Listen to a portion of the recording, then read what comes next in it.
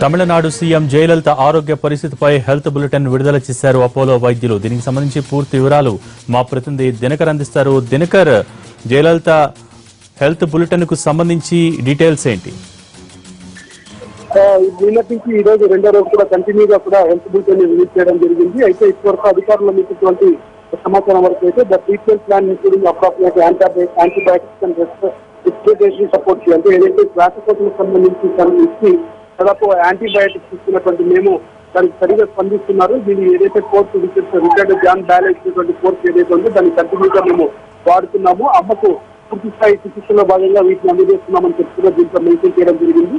Present ఏదైతే course ఉందో దానికి ఆవిడ అడిక్వేట్లీగా అంటే సరైన బాగా రెస్పాండ్ అవుతున్నారని కూడా డాక్టర్లు తాజాగా ఇచ్చినటువంటి డీటెయిల్లో చెప్పడం జరిగింది. Comprehensive treatment has been given to her. A team of doctors are collectively monitoring her treatment. Doctor ఇంకా కొద్ది రోజుల పాటు ఇక్కడే ఉండి ఈ రకమైనటువంటి ట్రీట్మెంట్ పూర్తి స్థాయిలో కొనసాగించాలని చెప్పి మేము భావిస్తున్నాము. సో ఇప్పట్లో ఆవిడకి సంబంధించినటువంటి పూర్తి స్థాయి చికిత్స ముగిసేంత వరకు కూడా మేము కలిసి కంప్లీట్ లేదన్నట్టుగా డాక్టర్ ఇచ్చినటువంటి ట్రీట్మెంట్ ద్వారా మనం తెలుసుకోవచ్చు. అయితే ఏదైతే శ్వాసకోశకు సంబంధించి ఉందో దాదాపు సెప్టిసిమియా అంటారు డిసీజ్ ని, నాళాలకు సంబంధించి ఊపిరితిత్తులకు సంబంధించి బ్లడ్ లో ఏదైనా ఇన్ఫెక్షన్ వస్తే దాని మూలంగా వచ్చేటువంటి రోగం కనుక దీనికి లండన్ నుంచి వచ్చేటువంటి డాక్టర్లు ట్రీట్మెంట్ ఇవ్వడం జరిగింది. సో ఈ కోలుకోవాలంటే దాదాపు చాలా రోజులు పడుతుంది కూడా అనుకున్నటువంటి సమాచారం.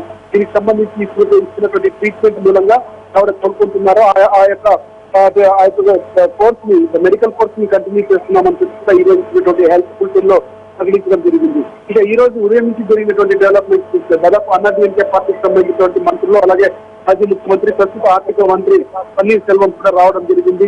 దాంతో పాటు అన్నాడీఎంకే పార్టీకి సంబంధించినటువంటి అన్నాడీఎంకే పార్టీతో పొత్తు ఉన్నటువంటి హీరో శరత్ కుమార్ కూడా వచ్చారు. అలాగే దళిత నేత ఎవరైతే మొన్న జరిగినటువంటి ఎన్నికల్లో జయలలితను వివేచించినటువంటి దళిత నేత తిరుమావళం కూడా వచ్చి చూడడం జరిగింది. వీళ్ళందరినీ కూడా ఆయా వార్డు వరకు పరిమితం చేస్తున్నారు. అక్కడ ఉన్నటువంటి వాళ్ళు రిసీవ్ చేసుకుంటున్నారు. సో ఇది మాత్రం ఓకే, థ్యాంక్ యూ దినకర్. నకిలీ విత్తనాలు అమ్మిన కంపెనీలను బ్లాక్ లిస్ట్ లో పెట్టామన్నారు మంత్రి పత్తిపాటి పుల్లారావు. నకిలీ విత్తనాలు అమ్మిన కావేరీ, జీవా కంపెనీలు రైతులకు వెంటనే నష్టపరిహారం చెల్లించకపోతే కఠిన చర్యలు తీసుకుంటామని అన్నారు. ఇటీవలే కురిసిన భారీ వర్షాలకు 1142,65 రూపాయల ఆస్తి నష్టం జరిగిందని, నష్టపోయిన రైతులకు 80% సబ్సిడీ విత్తనాలు అందిస్తామని అన్నారు పత్తిపాటి.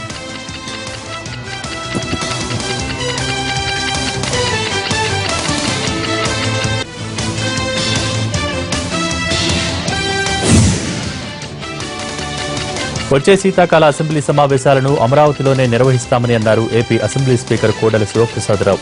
డిసెంబర్ 15 నాటికి అసెంబ్లీ భవనాన్ని నిర్మించాలని ఆదేశించామని అన్నారు ఆయన. సీఎం, ప్రతిపక్ష నేత, చీఫ్ విప్లకు ఛాంబర్లు ఏర్పాటు చేయనున్నట్టు చెప్పారు కోడెల.